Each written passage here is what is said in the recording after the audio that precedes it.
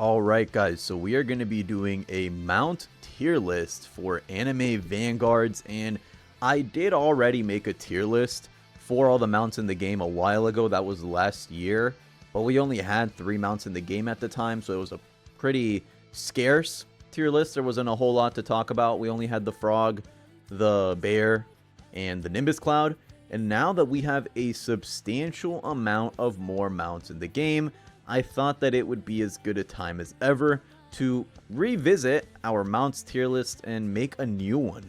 So now, as you can see, I have all of the current mounts in the game, and I have them in a random order. We're just going to be ranking all of them one by one. We have S tier, A tier, B tier, C tier, and D tier. There's not going to be that many D tier mounts, if I'm being honest. I only think there's one mount in the game that really deserves D tier. But up first, we have Aura Chair. And this is Aizen's mount. He came out at the same time that Aizen came out. And you just hop in the chair, you float around, you can ride around the chair. It's a cool mount. Definitely a cool mount. But I think it deserves a B tier. It's either low A tier or high B tier for me. And personally, if I have to choose, I'm going to say that it deserves B tier. It's pretty middle of the road. Not the worst mount in the game, not the best mount in the game. Nimbus Cloud is up next, and it is getting D tier. Our first and only D tier of this entire tier list. And here's the thing. I'm sure if you're a Dragon Ball fan, you'll have a much more deep-found appreciation for this mount than I do. But personally, to me, it's just the worst mount in the game. It doesn't look as cool as the other ones. It's not the fastest. It's not the most popular. But, you know, I will preface this tier list by saying that it's not based on which mount is faster or necessarily the best.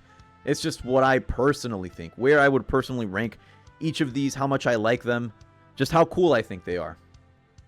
Like, how cool I think they are, personally, me. And Nimbus Cloud is just not a cool mount. It really isn't. In comparison to everything else, it's mid, if I'm being honest. Next up on the list, we have Panda, the Panda mount from Jujutsu Kaisen, and I think Panda deserves a spot in C tier. Something cool I didn't know about the Panda as I was making this video, his hands and his feet are identical. Like, he just has feet hands, or hand feet. And, you know, he's cool. He, like, grabs you, drags you around wherever he goes, and people did use him to, like, glitch out of the map and find, like, bugs around the lobby and stuff, which was cool. But as a mount, it just doesn't feel that satisfying to necessarily use. I don't know if it's a me thing. I just don't really enjoy using the Panda that much. Next up, we have the like winter bike. I think that's what it's called. Pretty sure you could earn this as a free-to-play player. All you had to do is grind out the currency and you could get it. And it is a pretty fast mount. Faster than your average mount, I'd say. So I'm going to give it an A tier. It's decently fast. It looks cool. It's free-to-play friendly. You can't obtain this without having to shed any robux. So definitely got to give it points for that. And I definitely think it deserves a spot in the A tier. It's a cool mount. Next up, we have the Frog. And Frog deserves C tier. This is the Naruto Frog that you get from beating the Ninja Village, Sand Village, whatever the Naruto map is called. You know what it is. And he's going to get a C tier. Back when the game first came out, this was actually my favorite mount in the game. I absolutely adored this frog. And he was really cool to use. He still is cool to use to this day. Having a giant frog that you can just hop around the map with is really satisfying and fun to use. But as time has gone on, I'd be lying to you if I said that there weren't any other mounts in the game which I think are better, or cooler, or faster than the frog. So yeah, he's going to get a C tier as much as it pains me to leave him there. Next up, we have this giant ship, which I believe is called Vimana, and I'm going to give it an S tier. This is, to my knowledge, the biggest mount in the game. Just absolutely fucking insane. I don't even know what anime this is from. I don't even know when they added this. Like, I was making this tier list, I forgot this mount existed. I was like, since when was this in the game? But definitely a huge mount. I remember when I would see people in the lobby with this, I definitely couldn't miss them because the mount is just that big. And it is a very cool looking mount. Anyways, AV Bike is up next, and we're going to get another S tier. I absolutely love this mount. It's my personal favorite mount in the game. And I think that'd be for two reasons. Number one, to my knowledge, it's the fastest mount available. It is extremely fast. And second of all, the level of detail put into this mount is really evident, and I can definitely appreciate that. If you look closely, I'll see if I can zoom in. Oh wait, let me try again. No, okay, I can't zoom in. Never mind. Well, as I was saying, if you look closely, the bike actually has the names of 8 developers that work on the game. I don't know all of them. I know it's like Paisef, Kazi, Clay. Pretty sure Auric is in there. I don't have them all memorized, but it has the names of the developers on the little bottom on the side of the motorcycle on both sides. I thought that was pretty cool. It also has a little trail that goes behind you when you're riding the bike. I also thought that was really cool. The bike itself is just really fast, and I definitely think it's deserving of S tier. It is one of the 10,000 Robux mounts. Like, you need to pay 10,000 Robux in order to get it because it's part of a bundle. And needless to say, any mount that you're going to spend upwards of $100 of Robux on better be fucking good. And this is good. This is a great mount. Now, do I think you should spend $100 solely to get this mount? That's up to you. That is up to the consumer here. But it did come with like 150 rerolls and some other stuff. Next up, we have the Dragon. And the Dragon mount, I don't know the exact name, but it did come out with the solo leveling update. It came out with update 4.5 along with the new Sung Jin Woo Vanguard unit.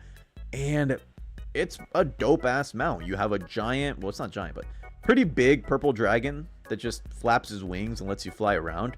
Something that I'll say that this mount actually has over the AV bike is that it doesn't have a summoning animation. And I know a lot of people are going to be hearing that and think, wouldn't that mean it's minus points because it has less like little nuances? I'm going to say no. Just because when I'm using the AV bike, it's low-key annoying having to go through the little animation of getting on the bicycle itself, which takes like 1 or 2 seconds.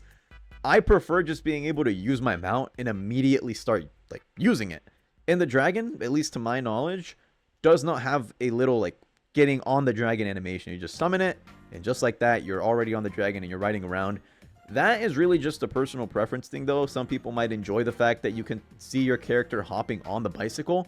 But if we're getting into the nitty-gritty of it, right, in terms of practicality, let's say it's an absolute emergency, you need to get from point A to point B as fast as possible, then maybe the Dragon is slightly better just because you don't waste that extra second getting on top of the mount.